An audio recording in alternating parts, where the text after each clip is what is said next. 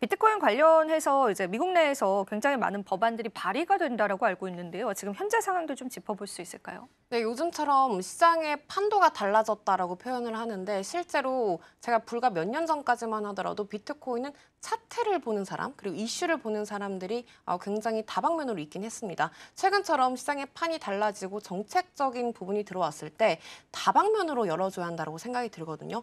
제가 살다 살다 코인을 하면서 남의 나라 관세까지 신경 쓰는 날이 올 줄은 몰랐어요. 그렇습니다.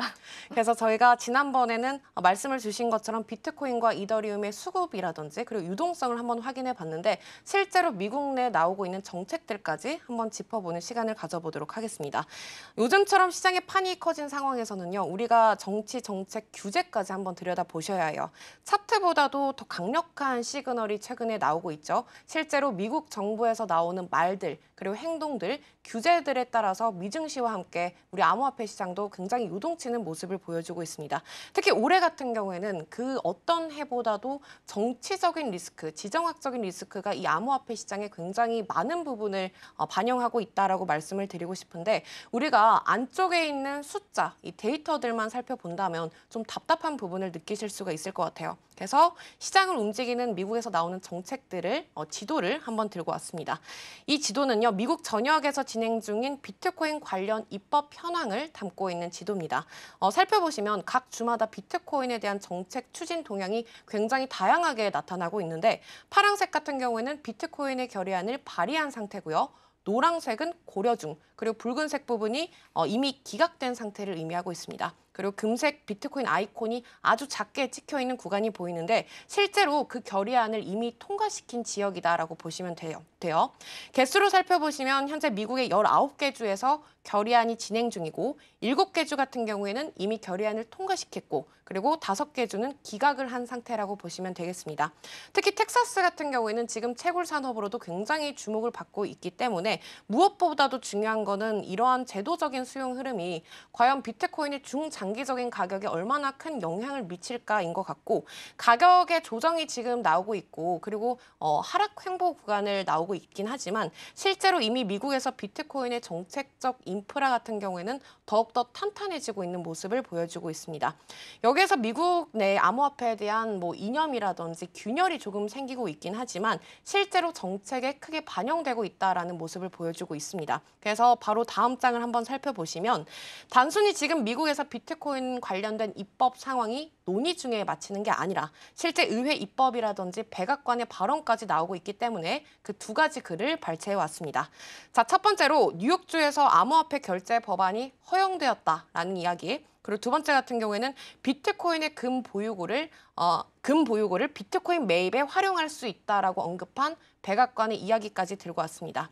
제가 생각을 해보니까 지금 많은 코인들이 이제 실생활에 녹이기 위해서 디벨로핑을 많이 하고 있습니다. 아직까지 이 암호화폐 시장이 진짜 실생활에 직접적으로 연관해서 거래를 하시는 분들이 드물잖아요. 하지만 앞으로 암호화폐 시장이 보험이라든지 계약이라든지 밀접하게 연관성이 쓸 날이 얼마 남았지 않았다라고 우리가 정책들을 통해서 살펴볼 수가 있었습니다. 네. 사실 요즘처럼 이 암호화폐 시장이 커진 상황에서는 정책적인 방향성들도 함께 우리가 살펴봐야 될 것 같습니다. 실제로 2025년은 미국 내에서도 이제 비트코인 관련한 입법들이 계속 진행이 되는 해이기도 한데요. 특히 최근에는 주정부 차원뿐만 아니라 연방 차원의 입법과 백악관의 발언까지 등장을 했습니다. 암호화폐가 실제 사회 시스템에 들어오는 속도도 굉장히 빨라지고 있는데 몇 가지 예를 들어보자면 세금을 암호화폐로 납부를 하는 그런 법안들이 발의되기도 했었고요. 조정부 차원이 아니라 연방정부 차원에서 비트코인을 비축안으로 포함시키는 그런 법안들도 많이 발의되고 있는 상황입니다. 자, 가격은 흔들려도 정책적인 기반들은 점점 다져가는 느낌이 들어지는데요. 다음은 저희가 또 어떤 데이터를 좀 살펴보면서 또 시장 한번 이야기 나눠볼까요? 네, 최근에 경기 침체라는 단어가 나올 때마다 주요 자산군들이 암호화폐 시장에 꽤나 밀접한 영향을 주고 있거든요. 그리고 지난번에 저희가 방송을 말씀을 드렸던 것처럼 지금 주요 자산군들의 대부분이 경기 침체를 이미 100% 반영을 해주고 있는 모습을 보이고 있습니다. 특히나 이럴 때일수록 우리가 금 동향까지 한번 살펴봐야 하는데 지금 금 선물과 경기 침체의 상관관계를 나타내는 차트를 살펴보도록 하겠습니다. 자, 금 이야기를 안 할 수가 없겠죠. 금이 지금 사상 신고가를 재돌파하고 있고 역시 금이 금했다라는 말이 절로 나오고 있는 시점입니다. 그래프를 살펴보실 텐데 이 붉은색 영역이 우리가 대표적으로 말하고 있는 경기 침체 구간이라고 보시면 돼요. 자, 그리고 노란색 부분이 금의 가격인데요. 지금 이 그림 하나만으로도 시장이 불안할 때마다 금으로 자금이 몰리고 있구나를 알 수가 있겠습니다. 첫 번째 대표적인 경기 침체 구간은 우리가 2008년도 금융위기 구간이고요. 그리고 그때 당시 금 가격 같은 경우에는 800달러로 시작을 했다가 무려 경기 침체가 끝날 무렵에는 1,900달러까지 오르기도 했습니다. 그리고 이 코로나 팬데믹 당시에도 굉장히 유사한 패턴이 나타나기도 했었죠. 지금 시장 전체가 패닉에 빠질 때마다 주식에서 자금이 이탈을 해주면서 어떻게 보면은 리스크 오프 양상이 나타나기도 하고 방송에서는 안전자산 선호 심리라고 말씀을 많이 주시는데 최근에 금이 또 한 번 사상 신고가에 돌파를 했습니다.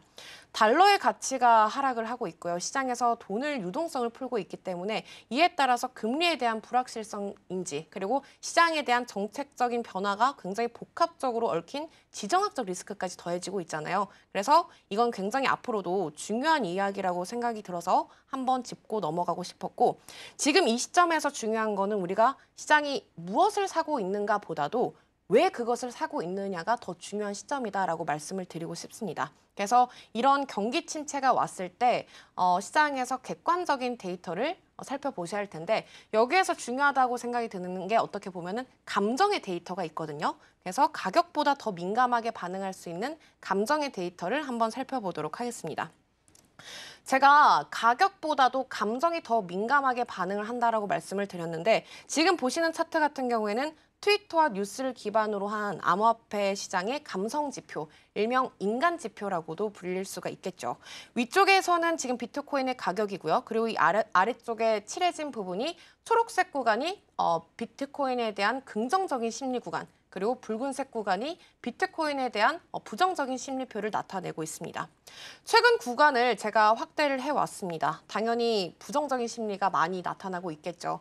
저는 스스로 인간 지표, 감정 지표를 활용을 할 때 아침에 눈을 떠서 거래소를 오픈했을 때 제 감정의 점수 상태를 감정 지표라고 말씀을 많이 드리는데 지금 3월 중순부터 같은 경우에는 관세에 대한 불확실성이 굉장히 높아지기 시작을 하면서 투자자들이 집단적으로 불안감을 많이 느끼고 있는 시점이다라고 말씀을 드리고 싶습니다. 하지만 주목할 점은 작게 보이실지 모르겠는데 최근에 이 방향성이 아주 살짝 바뀌기 시작을 했습니다.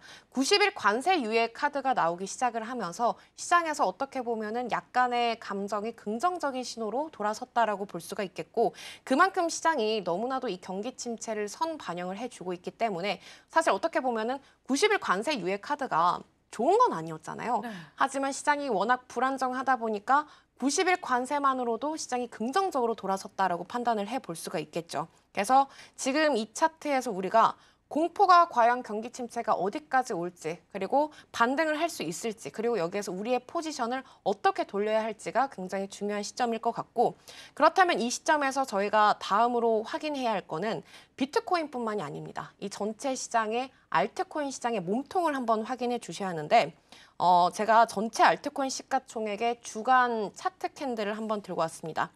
파란색 선은 100주 이동 평균선입니다. 우리가 주로 1년 단위로 52주 평균선을 많이 보기도 하는데 이렇게 100주 단위로 보면은 좀 더 깊고 넓게 볼 수 있다라는 의미가 되겠죠. 그래서 중장기적인 추세를 더 멀리서 볼 수 있는 굉장히 중요한 추세선이다라고 볼 수가 있겠습니다.